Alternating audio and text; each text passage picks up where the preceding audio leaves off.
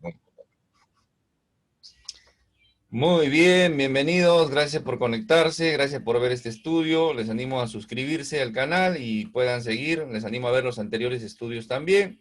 Hoy continuamos con la oración modelo, la oración que que enseñó el Señor Jesús a sus discípulos. Estamos viendo el Padre Nuestro, estamos estudiando el Sermón del Monte, capítulo 6, capítulos 5, 6 y 7, estamos en el capítulo 6, los versículos del 9 al 13. Estamos estudiando la oración modelo y en esta oportunidad vamos a ver los tres pedidos en relación a Dios. Los tres pedidos en relación a Dios. ¿Ya? Santificado sea tu nombre, venga tu reino, hágase tu voluntad como en el cielo, así también en la tierra. Vamos a ver estos tres pedidos. Vamos a ver estos tres pedidos. Comenzando por santificado. Santificado. Venga, venga, hágase.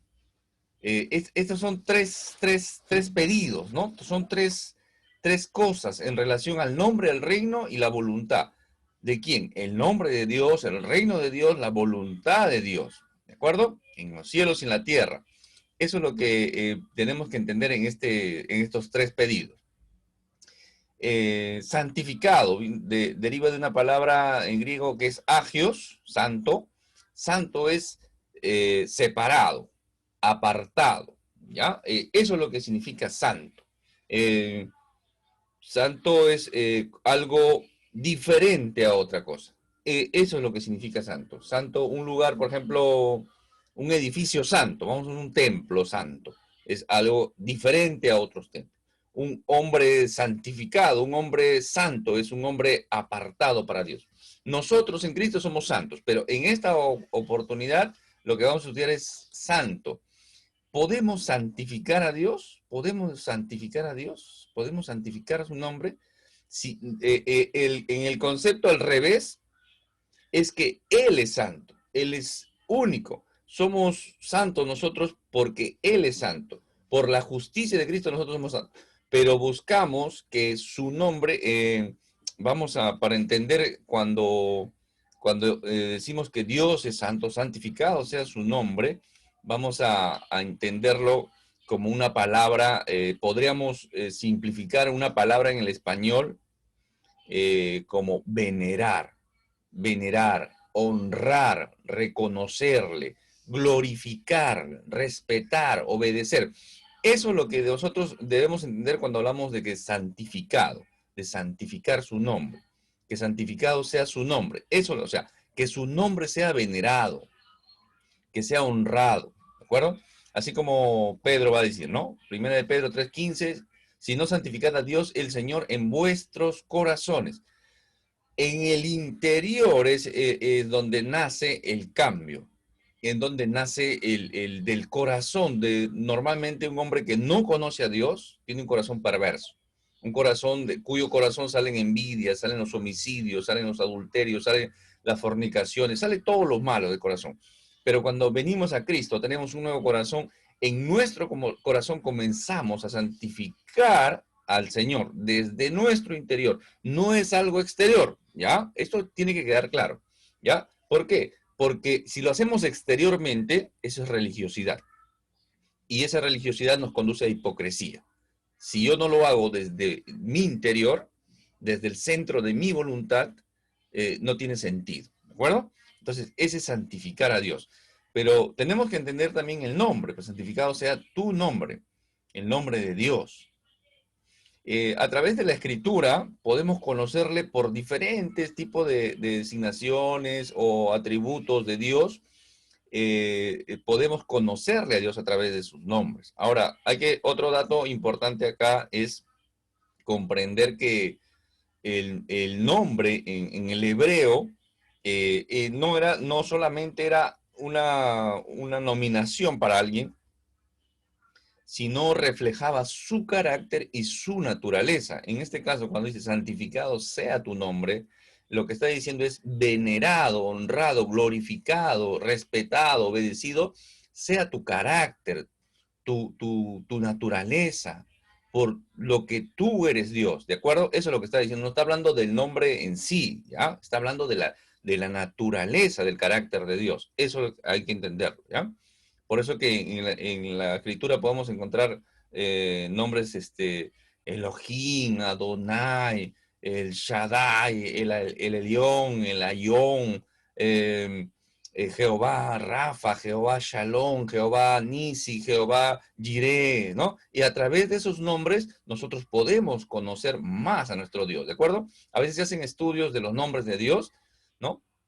Y simplemente, ya, sí, y lo hacemos tan académicamente que perdemos el sentido realmente de lo que está diciendo Dios en la palabra, ¿no? Cuando habla, por ejemplo, Jehová Sebaot, Jehová, el Señor de los ejércitos, ¿no? Habla que no hay nadie más poderoso. Cuando habla de Jehová Nisi, Él es nuestro estandarte, nuestra bandera, el que va adelante, el que pelea. Nosotros seguimos, ¿no? Haciendo la analogía de los ejércitos antiguos, ¿no? Que se mueven con banderines, con estandartes, y donde iba el estandarte, donde dirigía el estandarte, ahí iba el soldado, el guerrero. Así somos nosotros, el Señor pelea nuestras peleas. Entonces, cuando yo estoy en un conflicto, cuando yo estoy en una angustia, yo estoy en una lucha, ya sea con pecado, ya sea con de repente alguna decisión, ¿no? Entonces yo recurro a Jehová Sebaot, a Jehová de los ejércitos, al Señor de los ejércitos, al Dios poderoso, así como cuando David enfrentó a Goliat, ¿no? Le dice a Goliat, tú vienes con lanza, con jabalina, tú vienes a mí con todo eso, pero yo vengo en el nombre del Señor, en el nombre de Jehová Sebaot, en el Señor de los ejércitos. ¿Ya? Entonces, así podríamos, de un solo nombre de Dios, hacer todo un estudio. Dios permita que lo podamos hacer, si el Señor lo permite, para conocerle más. Ya lo estamos haciendo en crecimiento espiritual. Nombre, ya. Entonces, avanzamos un poquito, ¿no? Yahweh, Yahweh, o Jehová, Adonai, los, este, los judíos, los israelitas, tenían bastante cuidado de no mencionar el nombre de Dios, ¿de acuerdo? Tanto es así que ahora no tenemos cómo se pronuncia estas cuatro consonantes, estas cuatro letras hebreas, porque se ha perdido la pronunciación, ¿no? ¿Por qué? Porque lo reemplazaban con otra palabra, decía Adonai. Adonai está en hebreo, significa mi Señor. Mi Señor significa Adonai, está en hebreo. Y en el Nuevo Testamento vamos a encontrar ya no como Adonai, sino como Kyrios, que es una palabra del griego, ¿de acuerdo? Antiguo Testamento, hebreo, Nuevo Testamento, griego, griego koiné, griego común, ¿ya? Entonces, Adonai en Antiguo Testamento, Kyrios, Señor, ¿ya? No, no Señor, yo les animo a hacer esto. Cada vez que tú encuentres una palabra en la Escritura donde diga Señor, cámbialo por amo, amo, y vas a comprender un poquito más realmente lo que está diciendo la palabra, porque la palabra significa eso, significa Señor, significa soberano, significa amo, significa dueño, ¿ya? Eso significa. Entonces cuando digo Señor, Señor, Señor, y pierdo el sentido de lo que, cuando me refiero a Dios, ¿ya? Entonces digo, acá dice que mi amo, mi amo. Entonces yo me identifico. ¿Por qué? Porque yo soy siervo, yo soy esclavo, yo tengo que obedecer. ¿De acuerdo? Ahí vamos a ver el tema de reino también. Habla de soberano, de rey. ¿Ya? Entonces, ese es el nombre, la naturaleza, el carácter de Dios. ¿De acuerdo? Y qué interesante, porque antes del enunciado del nombre está santificado, la acción que necesitamos, el verbo que necesitamos hacer con el nombre de Dios, con la naturaleza de Dios, con el carácter de Dios, adorarle, glorificarle, venerarle, ¿de acuerdo? Entonces, por ejemplo, Ezequiel, ¿no? Dice, por tanto, diga en la casa de Israel, así ha dicho Jehová el Señor, no lo hago por vosotros, oh casa de Israel, sino por la causa de mi santo nombre.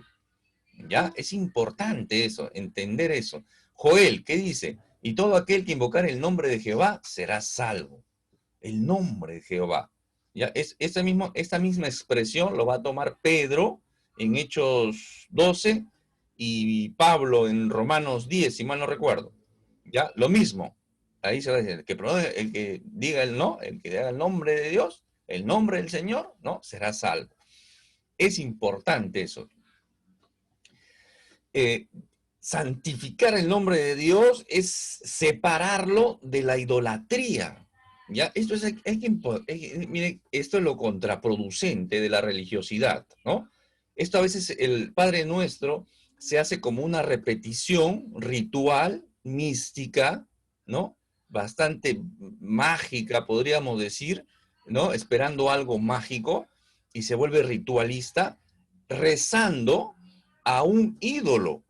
Y es totalmente contraproducente, porque yo digo, santificado sea tu nombre, que estábamos diciendo que santificado es separado, apartado, diferente de otro. Entonces, si digo que el nombre de Dios es santificado, lo que estoy diciendo es que no hay otro como Él.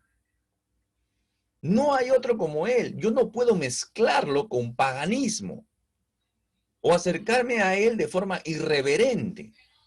¿De acuerdo? ¡Ey, viejo! ¿No? Por ahí leía, ¿no? Dice, ¡ey, che! Dicen, ¿no? ¡Ey, che! ¡Oh, vos! ¿No? O sea, oye, viejo, el viejo de arriba, ¿no? O el de arriba también decimos, ¿no?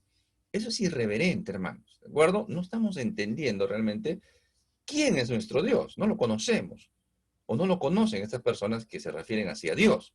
Entonces, es importante eso, ¿no? Entonces, a veces, el Señor va a llamar la atención también cuando hacen blasfemar su nombre, cuando hacen hablar mal su nombre, cuando damos un mal testimonio, muy aparte que nosotros quedamos mal, que es indiferente eso, hacemos quedar mal a nuestro Señor. Por eso que a veces algunos hermanos me dicen, hermano, usted es muy duro, a veces con los hermanos. Claro, yo puedo entender de alguien que no conoce al Señor, que se comporte como un burlador, que se comporte como alguien que no conoce y en su ignorancia puede hacer cualquier cosa, pero no de alguien que llamándose cristiano se comporte de mala forma. Ese es el problema. Y a esos hermanos sí tiene que haber disciplina si es que es hermano. Tiene que haber amonestación. Tiene que haber corrección en el amor del Señor. Eso se tiene que hacer porque es cristiano. ¿Por qué? Porque hace blasfemar el nombre de Dios. Mira, ahí está el cristianito, mira. Ahí está el cristianito, mira. Ese es el cristianito, mira, ve. Mira lo que están haciendo los cristianitos. Ah, mira ese matrimonio cristianito, cómo se gritan, mira, ve. Mira cómo se pelean esos cristianitos. Hacen blasfemar el nombre de Dios. Y eso es terrible. De ahí la importancia del buen testimonio. Reconocimiento a su nombre en nuestra obediencia. Eso, ¿cómo yo engrandezco el nombre con mi testimonio, con mi obediencia? Isaías, ¿qué va a decir? Porque verá a sus hijos, obra de mis manos en medio de ellos, que santificarán mi nombre. Así es como santificamos el nombre de Dios, con nuestras actitudes, con nuestros testimonios. Tenemos que acercarnos a Dios así en humildad de espíritu, con esa gratitud en el corazón y con un estudio fervoroso. Así es como debo yo conocer al Señor. Tener siempre esa humildad de espíritu. Tener esa gratitud en mi corazón de que conozco al Señor, es mi Señor. El Dios verdadero es mi Señor. Esa gratitud en mi corazón por su misericordia, porque me alcanzó su misericordia, su gracia me perdonó. Por todo eso tengo que tener gratitud siempre en mi corazón, ¿ya? Y un estudio fervoroso, porque no puedo conocerle con emociones. No puedo conocerle porque alguien se inventó algo, escribió un libro extraño, no lo sé. Yo tengo que ir a la Escritura y conocerlo a través de la Escritura que se ha dado a conocer a través de su palabra. De ahí la importancia del estudio.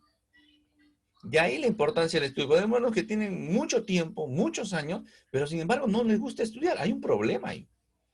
No les gusta estudiar la Escritura.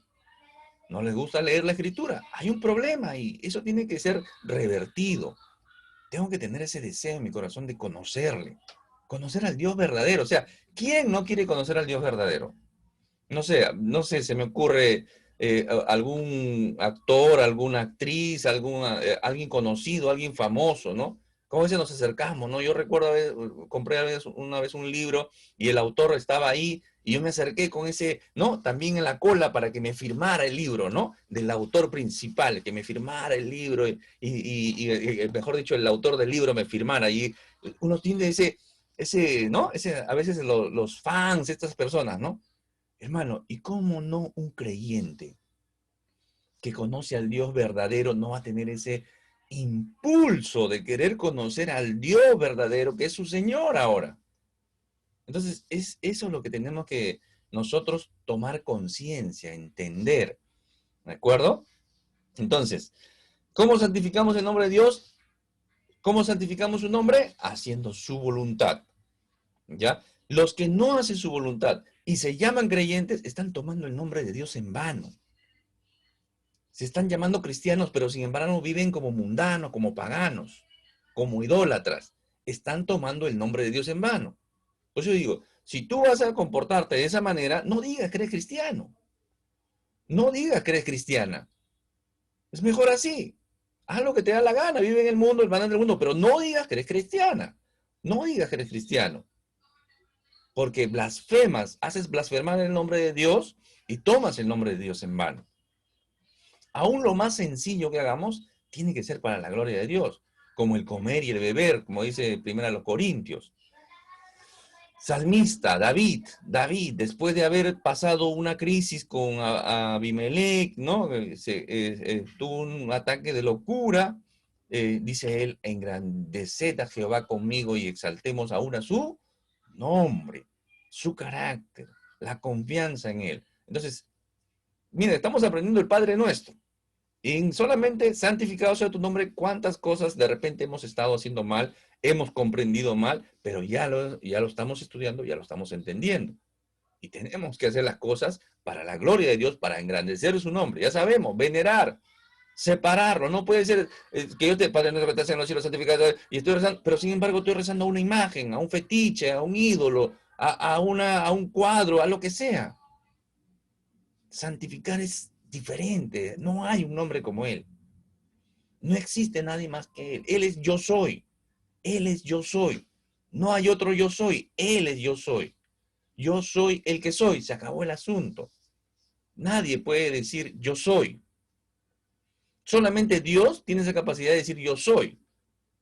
¿Sí? Entonces, pues, yo soy Jorge Ocampo. Ya, tú eres Jorge Ocampo. Ya, yo soy. Pero no puedo decir yo soy. Sí, yo soy Jorge Ocampo. Sí, pero yo no soy. ¿Por qué? Porque yo antes era un niño y más en el tiempo del futuro, si Dios lo permite, seré un anciano. Hace unos meses atrás, mi piel, mi célula era diferente y seguramente ahora es diferente y en el futuro, unos días más, una semana más, será diferente. Antes tenía cabello, ahora no tengo cabello y más adelante tendré menos cabello, pero no soy, siempre estoy cambiando, siempre estoy aprendiendo algo o estoy envejeciendo en todo caso. No soy. Por eso que Dios es yo soy. Él es. Él es. Espero me estés comprendiendo y solamente te estoy mencionando el nombre de Dios como, o sea, es Dios. Es Dios. Dios no necesita argumentar a nadie que es Dios. Por eso a veces se pregunta, ¿no? Y se filosofa y se filtran estas cositas dentro de la iglesia, ¿no? Si Dios creó al hombre, ¿quién creó a Dios? ¿No? Y comienza a filosofar. Dios no creó a Dios. Dios es Dios. Dios es. Y siempre ha sido y siempre será. Él no cambia. Él es el mismo ayer, hoy y siempre.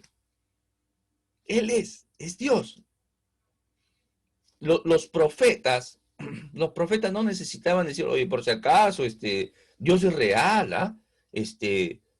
Por si acaso, Dios existe. No, ¿por qué? Porque los profetas tenían una relación íntima, personal con Dios, así como tú y yo debemos tener con Él. Cuando le conocemos, tenemos una relación personal con Él. No necesitamos argumentos científicos o métodos científicos, investigación científica. Pues no lo puedes comprobar por esos métodos. Muchas cosas no se pueden comprobar con ese método, y mucho menos Dios. Y Dios comienza en Génesis 1:1, que dice, en el principio creó Dios los cielos y la tierra. Se acabó el asunto. Es Dios. O sea, eso es lo que debemos entender. Entonces, la oración ya nos estamos dando cuenta que no se trata de nosotros, se trata de Dios. ¿Qué más? Venga tu reino. Venga tu reino y hágase tu voluntad, tienen relación. Venga tu reino. ¿Dónde tiene que comenzar el reino de Dios? En mí, en mi corazón. Dios, Jesucristo lo acercó. Él acercó. Hablamos cuando digo reino, me estoy refiriendo a un rey, a un amo, a un señor, a un soberano. Y un reino que no tiene nada que ver con esta tierra. Ya, no tiene nada que ver con esta tierra. El Señor Jesús va a decir. A ver. Reino presente, ¿no? Reino presente, el Señor, desde entonces comenzó Jesús a predicar y a decir arrepentidos porque el reino de los cielos se ha acercado. En el 12:28, pero si yo por el Espíritu de Dios echo fuera a los demonios, ciertamente ha llegado a vosotros el reino de Dios. Está hablando del reino como presente. Y también se habla del reino como futuro. El mismo Señor va a decir, venga tu reino, en la oración que estamos estudiando. Y Juan 18:36 dice, respondiendo Jesús, mi reino no es de este mundo. Si mi reino fuera de este mundo, mis servidores pelearían para que yo no fuera entregado a los judíos, pero mi reino no es de aquí. O sea, el reino de Dios no es de aquí.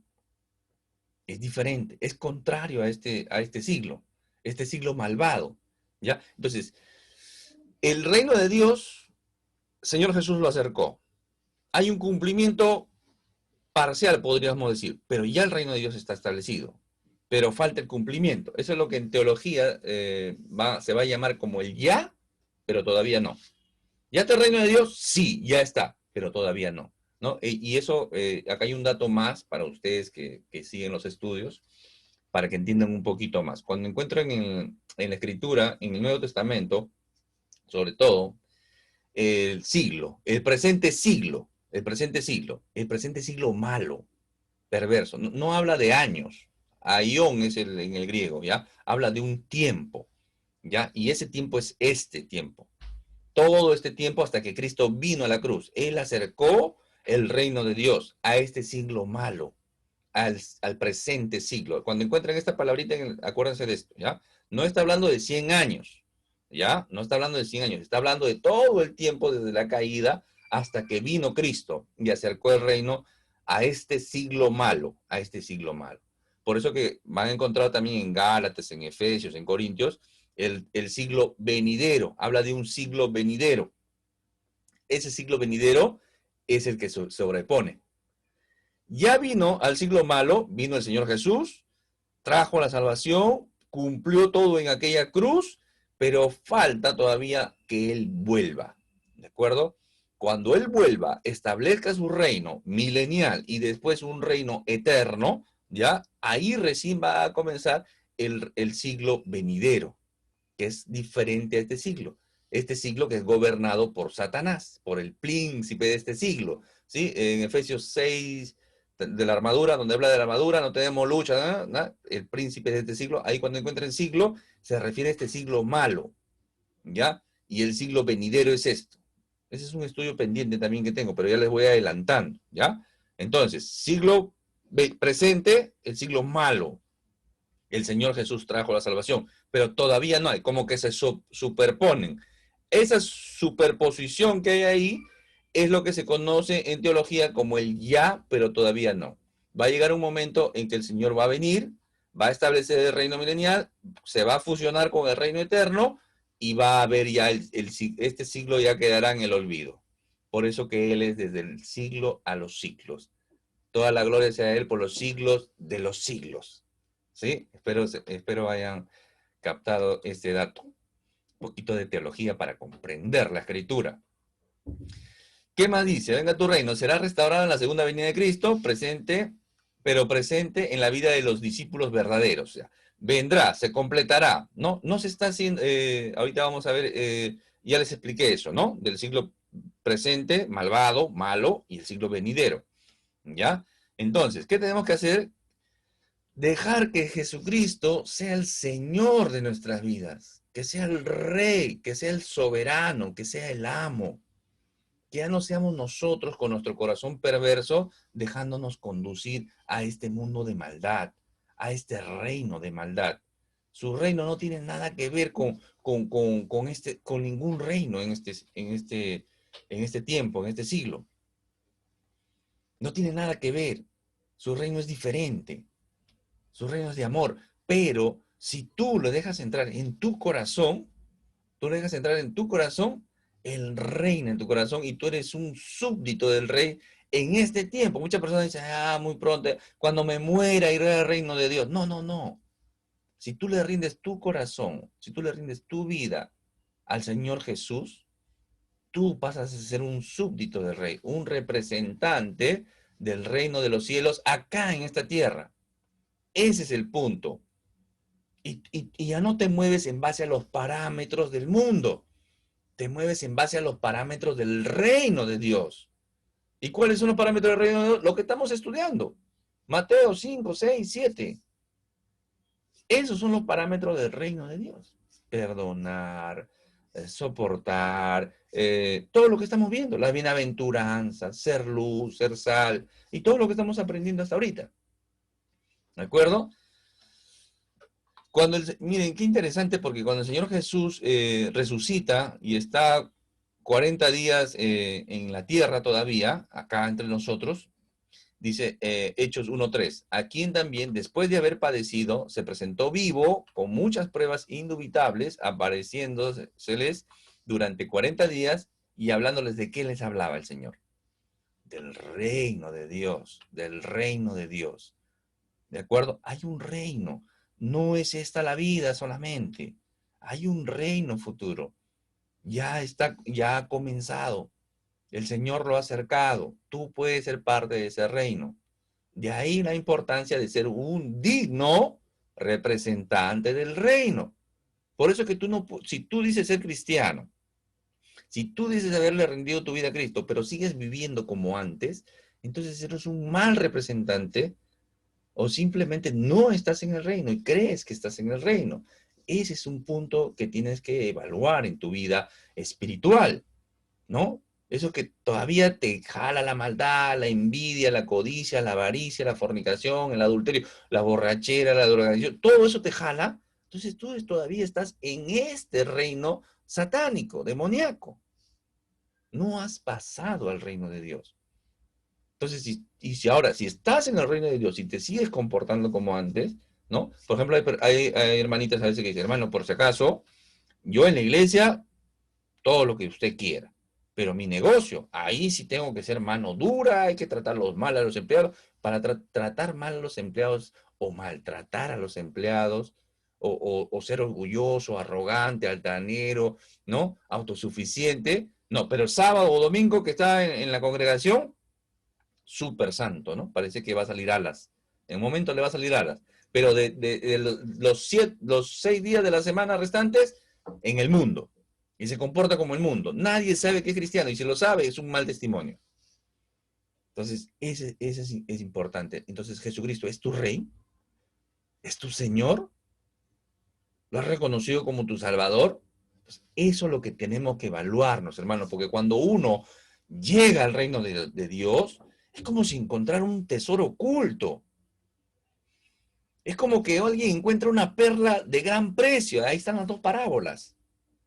Así, ahí están las dos. ¿Y qué hacen estas personas que encontraron la perla de gran precio y el tesoro? ¿Qué hacen estas dos personas? ¿Qué hacen? Lo venden todo, lo dejan todo. Eso es lo que hacen.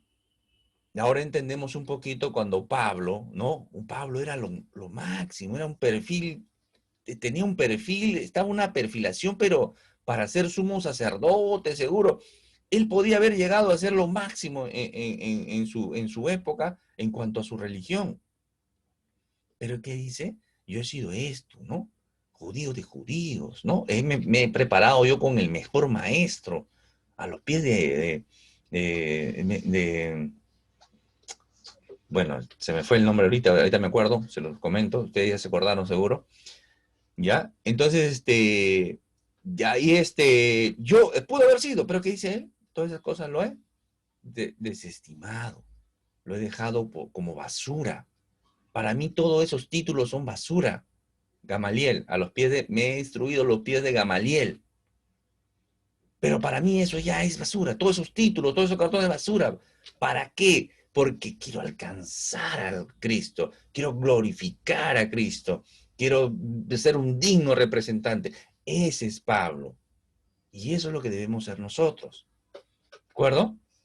Entonces, no pretendamos pues entrar en el al reino de los cielos con estos sobreequipajes, con orgullo.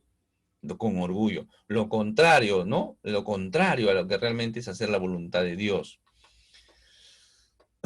A veces decimos, sí, bueno, queremos que venga el reino de Dios, sí, queremos que venga el reino de Dios, pero como estamos tan cómodos en este mundo, como estamos tan bien en este mundo, decimos, sí, Señor, queremos que venga, pero tranquilo, todavía no te apures, ¿no? Demórate un poquito, no estamos tan apurados nosotros. ¿Por qué? Porque estás adormitado, porque estás adormecido en los placeres de este mundo, en los placeres y la seducción de este mundo, de tu carnalidad.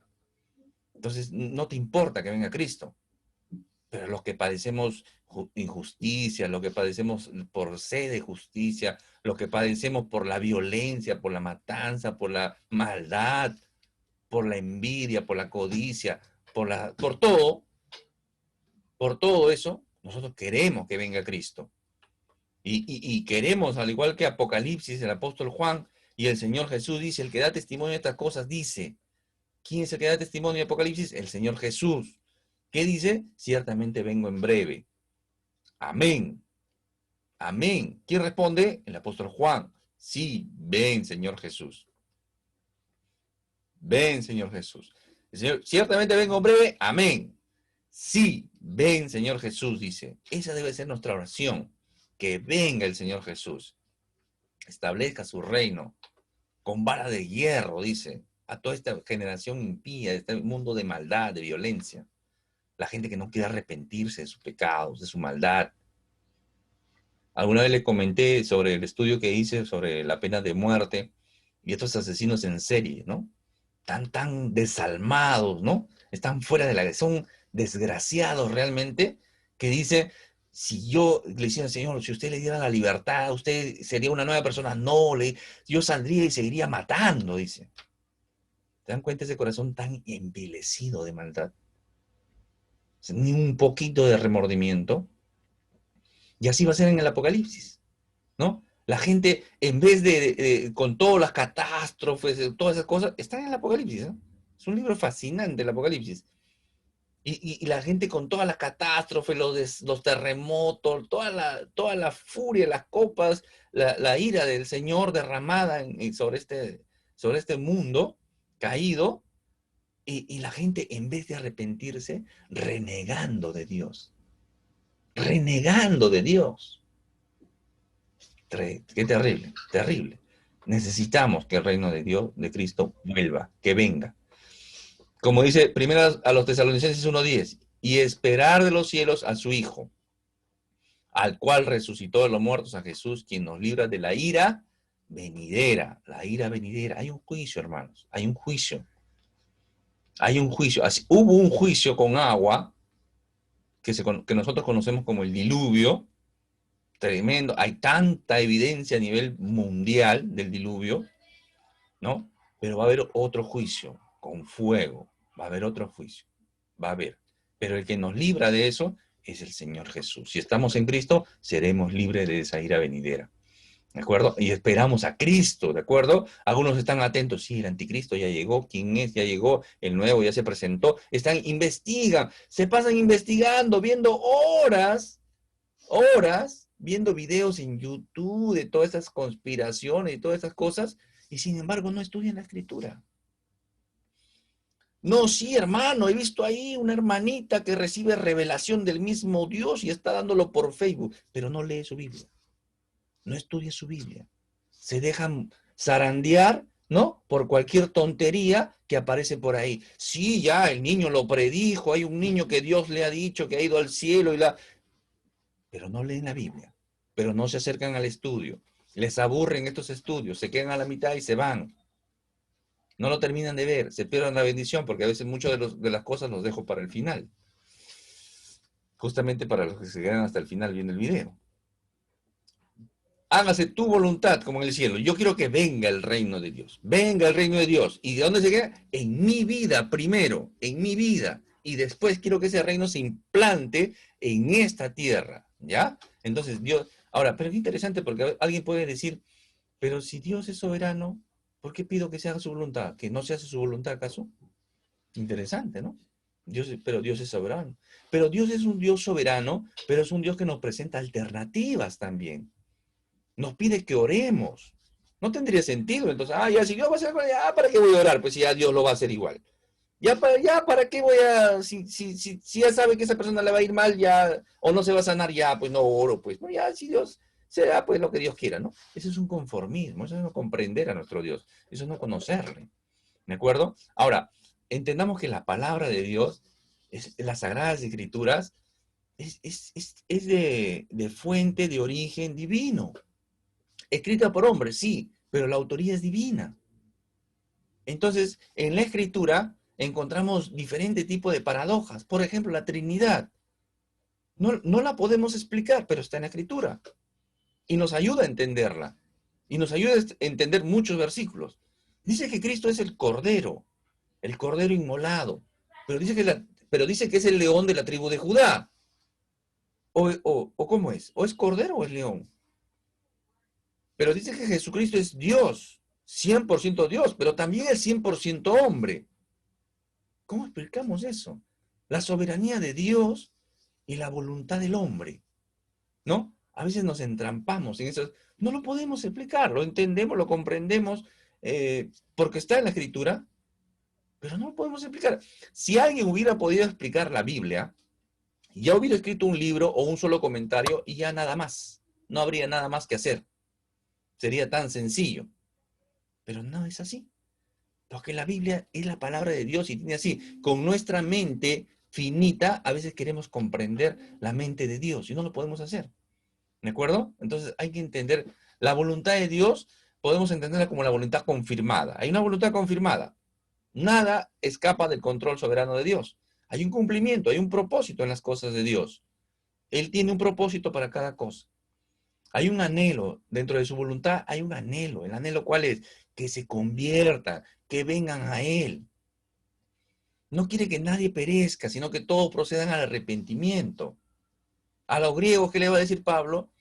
Ya Dios pasando por alto los tiempos de esa ignorancia en la que viven en paganismo, en idolatría, ahora manda a todo hombre de todo lugar que se arrepienta. Soportando Dios, ¿no? Dios no es que permita el pecado. Dios es paciente para que se haga la voluntad de Él, para que se conviertan las personas y vengan a Él. Y solamente así puede realmente llegar a esa voluntad obediente. Solamente alguien que ha rendido su vida a Cristo puede vivir de forma obediente a Él, cumpliendo su voluntad como se hace en el cielo. Nuestra oración que se haga su voluntad así en la tierra como se hace en el cielo.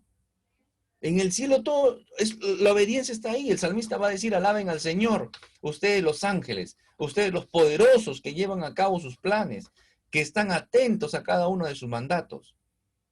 ¿Se dan cuenta? Los ángeles en el cielo están así, a la expectativa.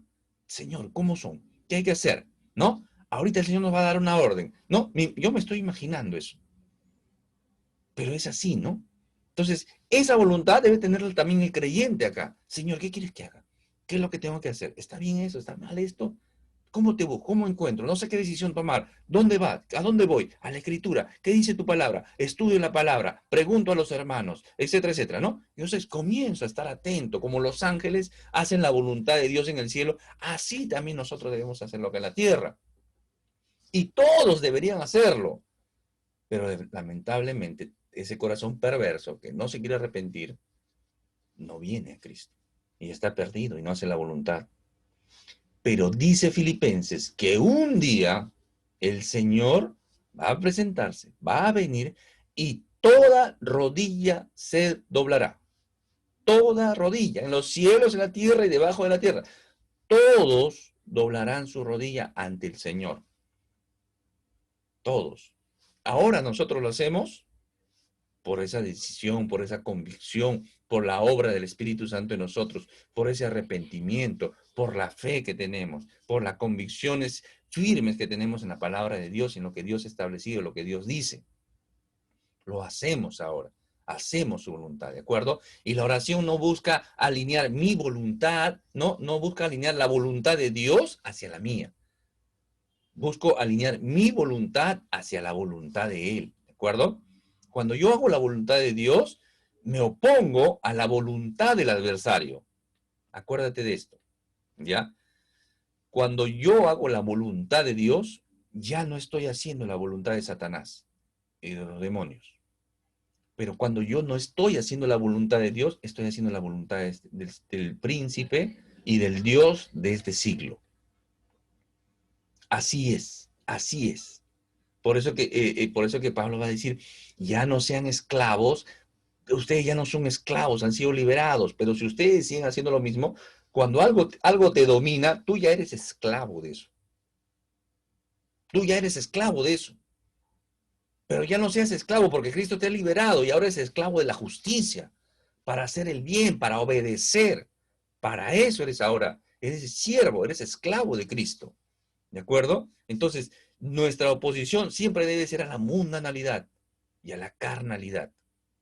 Rescatar al perdido, amonestar, llamarle la atención al cristiano o el que se dice cristiano que vive en mundanalidad y carnalidad.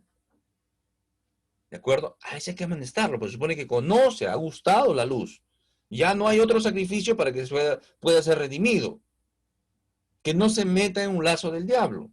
Al perdido hay que rescatar, hay que traerlo, ¿no? Hay que sacarlo del fuego. Ahí está el librito de Judas, 1:24, ¿no? El único capítulo que tiene. Creo que en el versículo 24 dice, ¿no? Aún dice que con cuidado de sus ropas, ¿no? Cuidado de sus ropas. Hay que arrebatarlos. A los que dudan, hay que traerlos, hay que convencerlos. A los que se están yendo, se están ardiendo, hay que sacarlos del fuego. Aún cuidando su ropa contaminada. ¿De acuerdo? El enemigo de la voluntad de Dios es el orgullo. Es el orgullo. Por orgullo Satanás cayó. Por orgullo el incrédulo se resiste a Dios. Lucha con Dios. Pelea con Dios. ¿Ya? Incluso muchos creyentes se entibian por el orgullo. ¿Ya? Hay que tener bastante cuidado. Ese es contrario. El contrario a la voluntad de Dios es el orgullo. ¿De acuerdo? Algunos datos sobre la oración, ¿ya? No es una oración por resignación, ¿no? Con un estoicismo, bueno, con un fatalismo, ¿no? Sin voluntad, sin fe, por deber o por obligación. No, esa oración no está bien alineada, ¿de acuerdo? Hay que rogar al Señor que el Espíritu Santo nos guíe a hacer una oración con ese fervor, con esa fe, con esa convicción, con esa gratitud, con esa acción de gracias. ¿Ya? Por eso que Santiago 5:16, confesad vuestros ofensas unos a los otros, orad unos por los otros para que seáis sanados. La oración eficaz del justo puede mucho. Así es como debemos nosotros acercarnos a la oración, conversar con nuestro Padre Celestial. ¿Ya? Ahí va en Hechos 12:16, dice, más Pedro persistía en llamar y cuando abrieron le vieron y se quedaron atónitos. ¿Qué pasa? Pedro había sido tomado prisionero. Aparentemente al día siguiente lo iban a matar, así como Jacobo, que ya lo habían matado, lo habían decapitado. Y aparentemente a Pedro también lo iban a matar. Entonces, ¿qué hace la iglesia en Jerusalén? Comienzan a orar por Pedro. Comienzan a orar por Pedro, ¿no? Pedro es rescatado milagrosamente esa misma noche que estaban orando. Un ángel viene, lo saca de la cárcel y Pedro termina en la calle y se va a donde estaban orando, la iglesia. Y va una muchacha, ¿no? Llamada Rode, dice, ¿no? Y Pedro llamaba y la muchacha reconoce la voz de Pedro. Y en vez de abrirle la puerta, se va corriendo a donde estaban orando adentro y le dice, oye, Pedro está afuera, ¿no? Y en vez de abrirle, ¿no? Y no le creían. Pero sin embargo estaban orando para que Pedro sea liberado, ¿no? Entonces a veces la iglesia también en sus principios no tenía esa convicción. Por eso que está plasmada esta historia acá en Hechos 12, léela. Léela, ese es un rescate milagroso que hace el Señor a través de un ángel. Y la iglesia está orando y sin embargo no le creen, ¿no? Por eso que dice, y lo vieron y se quedaron todos atónitos, ¿no? No había esa convicción, ¿no? Hay una historia de un pastor en un pueblito que hay una sequía, ¿no? Y el pueblo va y le dice al pastor, le dice, no, no hay sequía. Bueno, oren, y el Señor va a enviar la lluvia, ¿no? Oran una semana, 2 semanas, no venía la lluvia, se van molestos a buscarlo al pastor. Se van molestos a buscarlo al pastor, le dice, pastor, usted ya nos ha dicho que vamos, oremos y que... Dice, pero ustedes no tienen fe, están orando sin fe. Vamos a estar orando sin fe porque no viene la lluvia, que esto, que el otro. Y lo se amotinan con el pastor. Le dice, claro, ustedes no tienen fe porque si ustedes hubieran tenido fe que el Señor iba a enviar la lluvia, hubieran venido hoy día con paraguas. ¿no? Interesante, ¿no? Interesante porque oramos a veces, pero el Señor responde y lo dejamos mágicamente también, ¿no? Hay muchas veces, y hay que tener cuidado, se pide oración por salud, que por lo general a veces pedimos oración por salud. ¿De acuerdo? Hermanos, por favor, apóyeme, por salud, por fulano, por mengano, por mí. Ya, ahora se sana la persona y después no hay nada. No pasó nada. Hay que decir, hermano, la persona por la cual estuvimos orando, el Señor respondió. ¿Se sanó? ¿No se sanó? ¿No? ¿Pasó esto? ¿Pasó aquello? Pero hay que decir, hermano, gracias por sus oraciones, porque pasó esto, el Señor obró de esta manera. Y se sanó, no se sanó, pasó esto. Entonces, ¿qué hacemos en la siguiente oración? Oración de acción de gracias. Hay que aprender a ser agradecido con el Señor. Por el pan que te llevas a la boca, por la fruta que te llevas a la boca, por el trabajo que tienes, por el zapato, por la ropa que tienes, por la esposa, por los hijos, por tu esposo. Agradécele al Señor. Agradécele al Señor. No nos acostumbremos a tener esas oraciones de pedir, pedir, pedir. Hay un día, hay que decir, Señor, no soy autosuficiente, pero hoy día quiero honrarte con mi vida. Por favor, déjame mostrarte que puedo glorificar tu nombre en este día. Entonces tú demuéstrale al Señor que tú eres fiel para el Señor, como lo fue Job, como lo fue Abraham, como lo fue Daniel, y como lo fue David, como lo fueron grandes hombres. Por eso que a uno le va a decir es mi amigo, al otro le va a decir que es conforme a su corazón, que no hay un hombre como él. ¿No has contemplado a mi siervo Job? ¿Se dan cuenta las expresiones? ¿Pero para qué? Para la gloria de Dios, para la gloria de Dios. Eso es lo que tenemos que entender, amados. Y la parábola, pues, ¿no? De la mujer que se acerca, ¿no? También le refirió Jesús una parábola sobre la necesidad de orar siempre y no desmayar, siempre, siempre. Disciplina de oración, disciplina de oración. Nos acercamos a Dios, oramos a Dios, conversamos con Dios solamente cuando tenemos necesidad. Pero cuando tan pronto nos sale el clavo, nos olvidamos del dolor. Acordémonos de eso. Y no se trata de nosotros, ¿de acuerdo? Se trata todo de Él. Tu nombre, su reino, su voluntad, ¿de acuerdo? La oración trata de Él, no de nosotros. Dios permita que en la próxima clase hay 3 pedidos más que sí tienen relación con nosotros, pero también le dan la gloria a Dios. Muy bien, amados. Realmente ha sido un tiempo excelente. Estamos aprendiendo a orar, yo al igual con ustedes, ¿de acuerdo? Entonces busquemos venerar su nombre, engrandecer su nombre, dar un buen testimonio. Que venga el reino de Dios, que comience en mi corazón y que se manifieste en todos, que traigamos a más personas para este reino. Extendamos el reino, no seamos egoístas, no juguemos a la iglesita, no, yo ya soy salvo, no me importa el resto, yo ya me salvaré, será en el infierno el resto, que se vaya al infierno el resto. No, tenemos que tener esa pasión por las almas, amados. ¿Ya? Dios le bendiga. Fue con ustedes Jorge Ocampo, siervo del Señor Jesucristo.